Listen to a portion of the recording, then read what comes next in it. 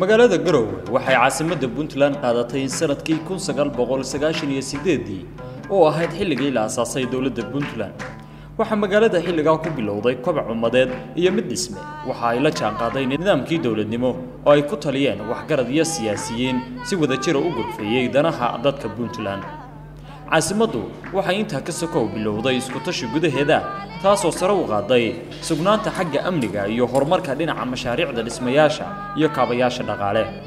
magaalada waxa ku soo kordhay ka gadaal xilligii ay qaadatay caasimadda horumar aan la soo koobin oo wali u muuqda mid sii xoogaystay.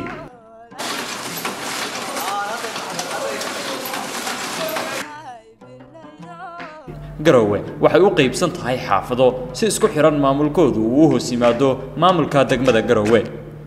dhawaan waxa magaalada laga bilaabay hirgelinta aqoonsiga xaafadaha oo macnihiisu yahay tirsiga guryaha ama lambarada loo yeelayo guryaha xaafadaha magaalada Garowe ku yaal. waana mowduuca uu barnaamijkan ku wajahan yahay toddobaadkan.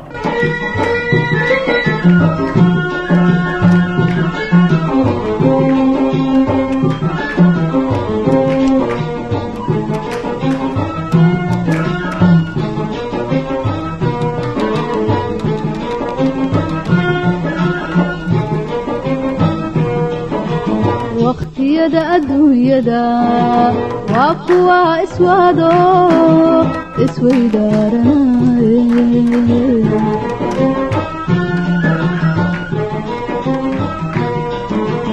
waqtiyada adduunyada waa kuwa iswado isweydaaranaaya kulamo gargaar ah oo ay yeesheen xaafadaha magaalada Garowe iyo maamulka degmada oo looga hadlayo horumarka caasimadda si kor loogu qaado bilicda, ammaanka iyo ganacsiga ayaa waxa ka soo baxay qorshayaal xilliga muhiim ugu muuqday gudiyada in magaalada laga hirgeliyo kaas oo ah in xaafadaha magaalada ay kala yeeshaan astaan iyo lambaro loo adeegsan karo tirakoobka guryaha magaalada ogaanshaha cidda ku soo siyaada magaalada si loola socdo dhaqdhaqaaqyada quseeya ammaanka taasoo u fududeynaysa laamaha ammaanka gudashada waajibaadkooda qaran.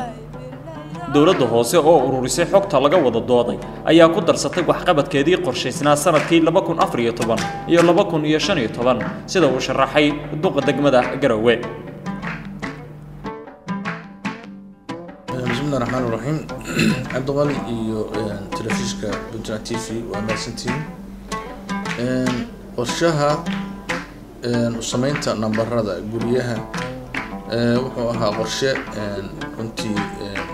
kamid ahaa qorshihii 2014 golaha deegaanka uu u asteeyay inuu wadooyinkana u bixiyo magacyo guryahana nambar ku dhijiyo. baahida loo qabaahi waa baahi universal ah oo tan caalamku u qabo baan anagu qabnaa. waa lagama maarmaan in guri kastaaba uu leeyahay nambar isaga u khaas ah. baahida marka uu qabo guriguna waa u baahan yahay, bulshaduna waa u baahan tahay inteeda kale, maamulada dawladuna waa u baahan yihiin, sharikaadka u baahan nambarka guriga sida korontada iyo biyaha isgaarsiintuna waa u baahan yihiin. gurigu waa u baahan yahay oo inuu aqoonsi leeyahay oo مثلا wixii posta lagu keeno ama maxaa la yiraahdaa fariimo asoo ku socdo oo waa laga marmaan in guriga soo aqoonto la soo helo. haddii martii u socoto waa laga marmaan in guriga la soo aqoon karo qofka soo adduunka meesha uu jooga hadduu haysto adresska gurigaasi inuu imaan karo soo cidina wada. bulshadu waa u baahan tahay oo sidaan sheegayna dhinaca kale helitaanka halka ay rabeen inay helaan waa laga marmaan. amnigi baa u baahan ciidamada amniga iyo gudiyada xaafadaha aqoonsiga gurigu inuu leeyahay nambar asaga khaas u ah waxyaalaha amniga caawinaya. sharikaadkii kale oo serviceka bixinayay oo korontadii iyo biyihii iyo isgaarsiintii iyo lugoodba nambarro kala duwan bay isticmaalaan. waxaad arkaysaa ninbaa guri cusub aad u qurxinaya, shirkad baa tegaysa khad bay ula tegaysaa nambar iyada jeebkeeda bay ku qorsan. marka in nambar gurigu leeyahay oo universal ah oo korontaduna isticmaasho, biyuhuna isticmaalaan, isgaarsiintuna isticmaasho ولقى مارمان ويه دولة هوسة بأوبهن ولنا دخلية إيو بروبرت تاكس كي ورورونيين سيكور لو قادم جنريشن كدقمة إلى هاي وحنا نقول أساسنا إن سيدا بالله الله مركب بروك استعملنا برلي هنا نكشرين نقول ده كم حوار في كذا يا إيمان دونتا ولنا عبين السيستم كمركا هالك اللي قاعد يصير درب guddiyo isku dhafa oo ka kooban maamulka xaafadaha dhalinyarada deegaanka iyo maamulka degmada ayaa bilaabay isku dayga koowaad ee lambarada lagu dhijinayay xaafadaha caasimadda sida barnaamijka uu sheegtay gudoomiyaha xaafadda hanti wadaag oo ahayd xaafadii ugu horeysay ee lagu bilaabay mashruucan haddii aan kaaga warramo lambarinta xaafadaha markii ugu horeysay waxaan noo ka yaray howlka dawladda hoose qoliyaha ay qusaayada qusaysay iyo degmada iyo xaafadaha waa laga wada hadlay waxaan loo sheegay in lagu bilaabayo xaafadda hanti wadaag dhalinyaro kamid ah in lagu daray dhalinyaradii hay'adaha ka socotay oo ay la shaqeynayeen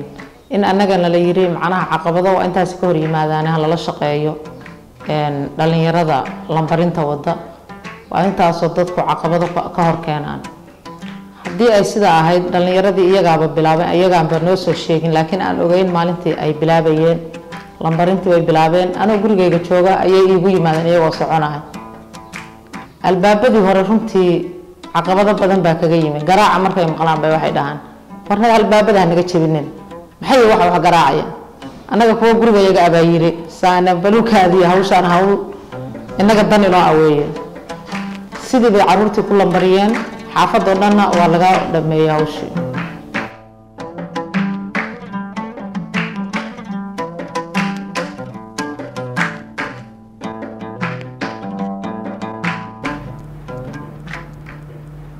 laba bilood gudahood waxa lagu guuleystay in la dhameystiro xaafadii koowaad oo loo qaybiyay 4 qaybood sida Sondi oo afka hooyo ay ku noqonayso aaga xaafadda xarafka da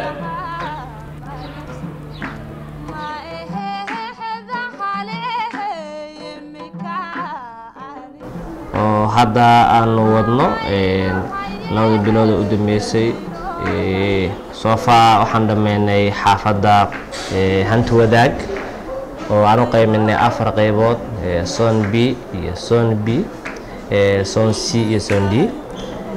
son kastana traaciyo mana markaas tirana marka la xisaabiyo kadib lagu dhajinay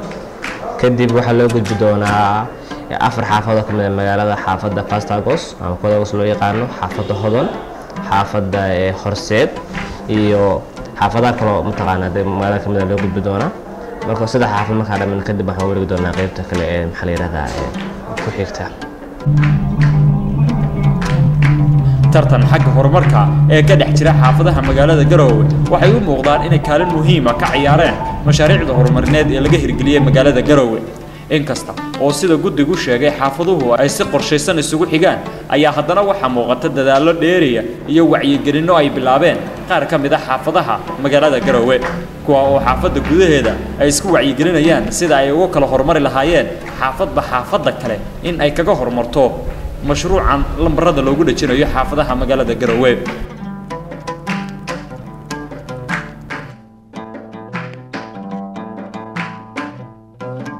barnaamijka xaafadaha lambarka loogu sameeyo waa barnaamij fiican waana barnaamij inuu hirgalo la jecel yahay haddaan nahay guddiga degan xaafadda 1 Agoosto uguna sarsareeya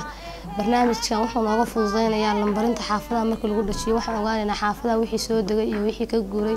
iyo inta guri ku taale baa ogaanaynaa waxay noo noqonaysaa analysis noo taalo aan ka wada warqabayno runtii waan u sheegnaa markay guddigu noo yimaadaan waa ka taabixinaa waan u sheegnaa waxaan ana barnaamijkaas socda xaafadda hanti wadaag oo lagu bilaabay aan aragnay oo quruxdeeda ma sha Allah waxaan la ogaanayaa guri walba lambarka uu ka leeyahay xaafadda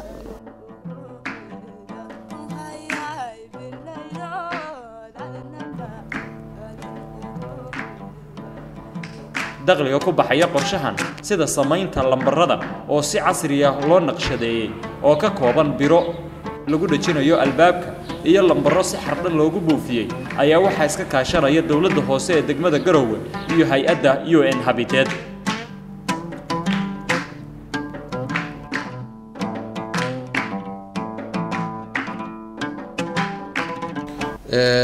hadda waa bilow oo labada xaafadooda ugu horreeyay ayaanu ku bilownay laakiin qorshuhu wuxuu yahay in dhammaan magaalada dhan lagu sameeyo waxaa dhaqaale yar ku bixiyey oo incentive ah hay-adda Habitat qeyb ka midana dowladda hoose ayaa kabaysa oo dhaqaalaheeda ku daraysa dirabiidno sidaasaanu rabnaa inaanu ku wadno ilaahay idinkiis oo ku dhamaystirno dhaqaalaha yar oo aan hay-adda ka helnay iyo dowladda hoose isku tashanaya ayaa hawsha wada dhinaca kale waxaa jira tiro yar oo wadada oo saluugsan qorshahan kuwaas oo si ula kaca u fujiyay lambaro lagu dhajiyo guryahooda caqabadahan soo kordhay ayaa kalifay in guddiga kol kale uu ka tashado wax laga yeelayo dadka sida ula kaca u fujiyay lambarada lagu dhajiyay xaafadaha waxa laga soo saaray go'aano isugu jira xarig iyo magdhow maadaama ay ku ciyaarayaan hantida shacabka iyo astaan lagu hormariyay adeegga dawliga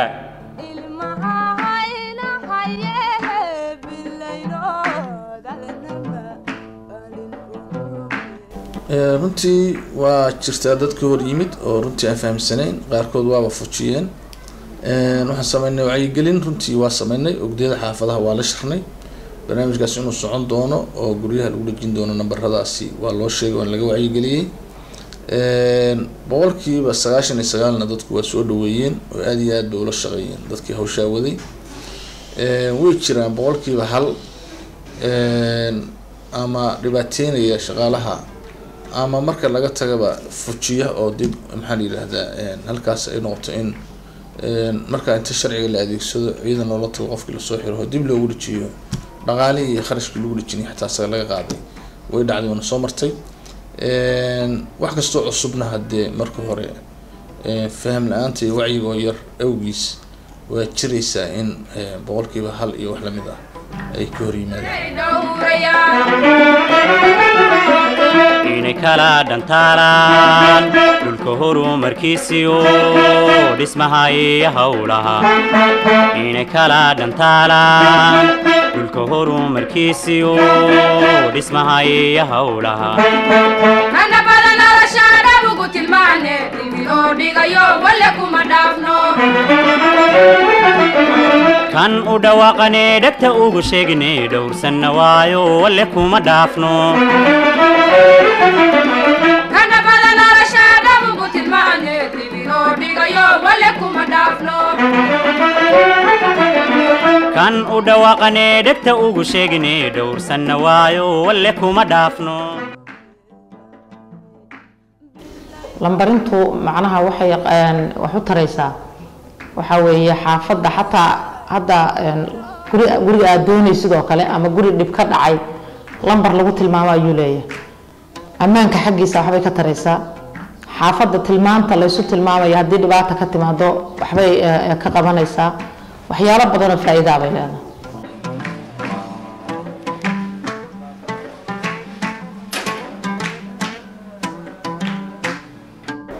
haddaan soo qaadano waxyaalaha ugu cusub oo hadda aan waxa ka mid ahayd markay timaado for example dadka qof magaalada wax badan ka maqan oo kale markuu u baahday magac xaafad simple meesha oran lahaa guriga reer hebel tilmaan oo hel lahaa waxa loo sheegayaa soonka ku yaalo kadib waxa loo sheegayaa lambarka kadib soonka markuu tago lambarka ku raadinaya guriga taas marka bulshadu si fiican bay u soo dhaweeyeen waxaa si kale aad u soo dhaweeyay dadkan imtixaanna baabuurtan u kala baxday magaalooyinka Garowe iyo Boosaaso iyo iyagoo qofka u baahnaayeen ku wareer lahaa waxa laga yaabaa in number sifood oo qofku dhaho numberka iyo xaafadda soonka noocaas ka imow marka bulshadu aad bay u soo dhaweeyeen waxay kale oo barnaamijkan uu muhiim ka yahay aan sidii kana bulshadu aad ugu reeqan waxa ka mid ah amniga oo aad dhihi karo in gurigan ciideele xogteeda dhabta la hayo qofka degaya iyo qofka degan la ogyahay numberka guriga ku yaalo marka hadii si fudud ma taqaana ay wax ka dhacaan ama gurigaas uu guubto ama waxa daarintu loo soo sheegay numberka iyo xaafadda soonka yihiin kadib markaas waxay u baahnaayeen I hope in ka hirdo cid marka ay qosayso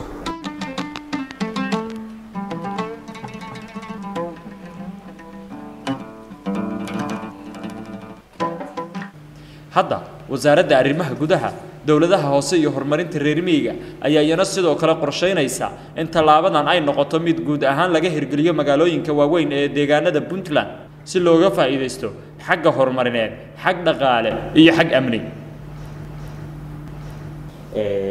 arrintan hadda ah lambraynta xaafadaha oo lagu bilaabay degmada Garowe oo ah caasimadda Puntland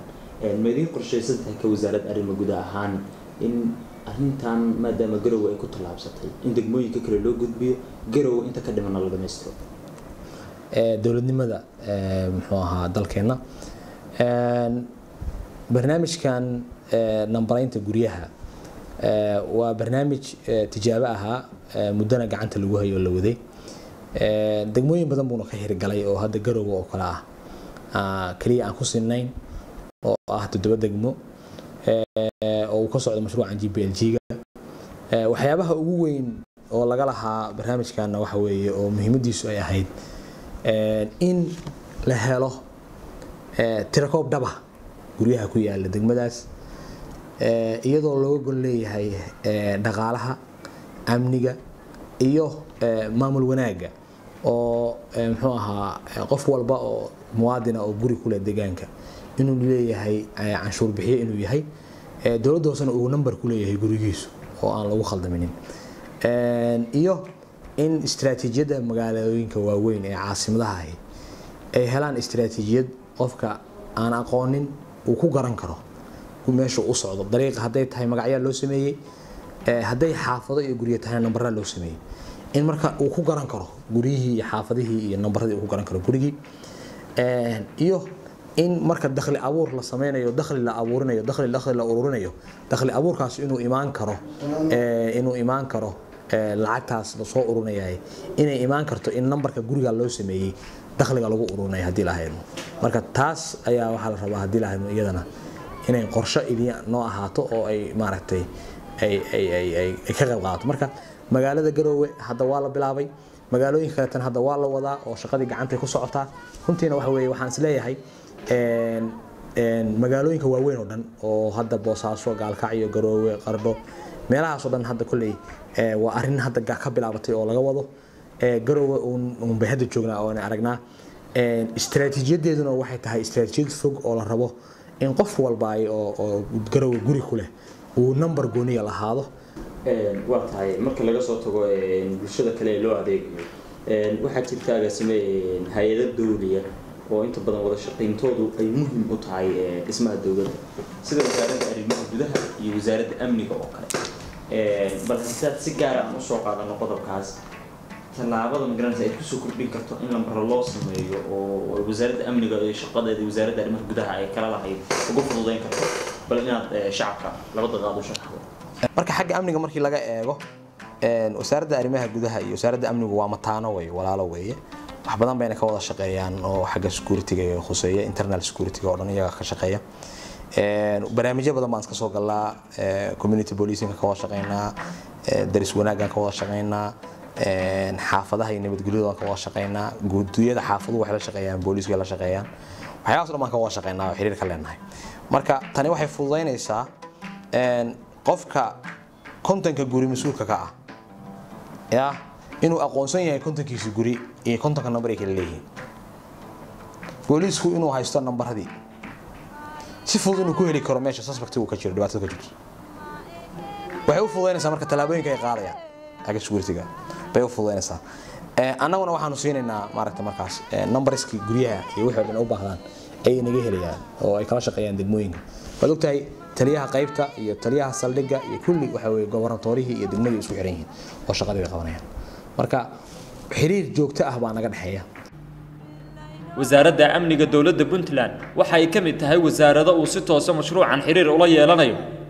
barnaamijka ayaa su'aalo ka weydiiyay in ay faahfaahin guud ka bixiso wasaaradda amnigu faa'iidooyinka ugu habboon ee wasaaradda ay ku leedahay mashruucan si looga faa'iideysto guud ahaan sugidda ammaanka guud ee Puntland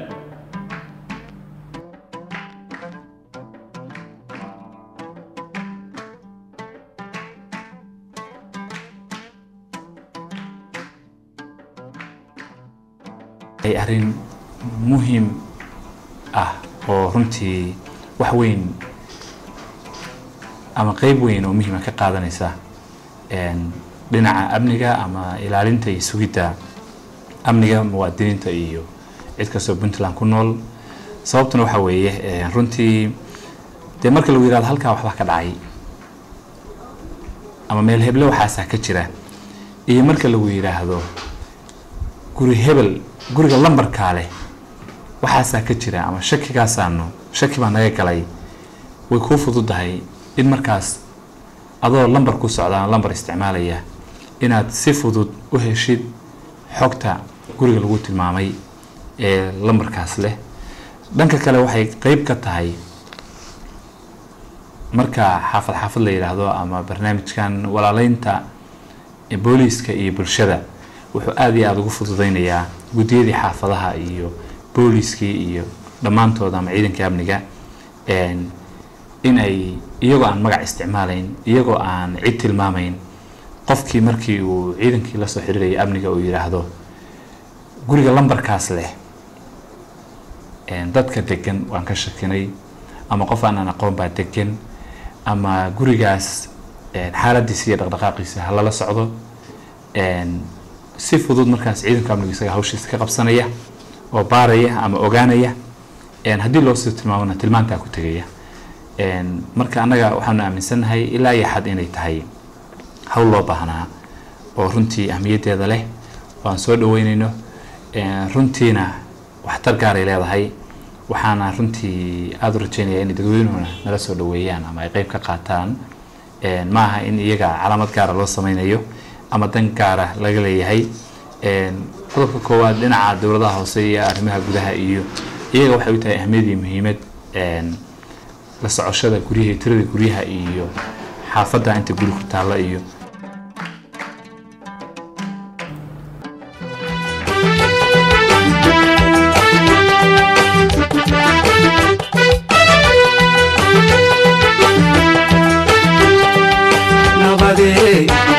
معاني فرحتي يا نروراي نبضي معاني فرحتي يا نروراي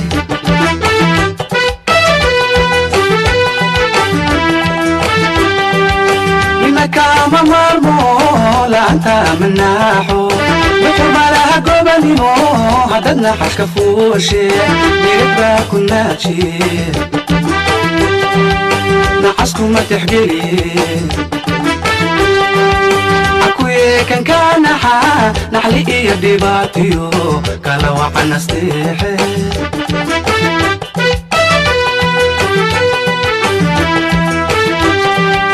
نبضي معاني فرحتي يا نروراي نبضي معاني فرحتي يا نروراي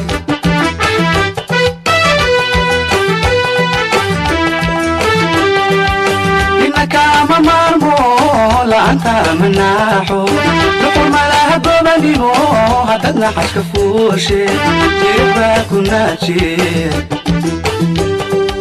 نعسكو ما تحقيري عكوية كان نحلي إيا ديواتيو كالا وقنا استيحي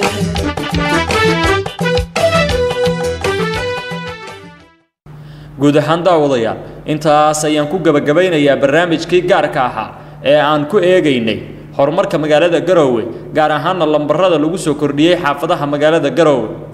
barnaamijka waxaa soo saaray idilana socodsiinayay anigoo Cabdiqani Bardacad Xajiina waxa dhinaca kaamirada iga caawiyay Xuseen Yuusuf Axmed Shiine inta barnaamijka mid xiga ku kulmi doono hadduu Allah awood qadaro nooli kulantay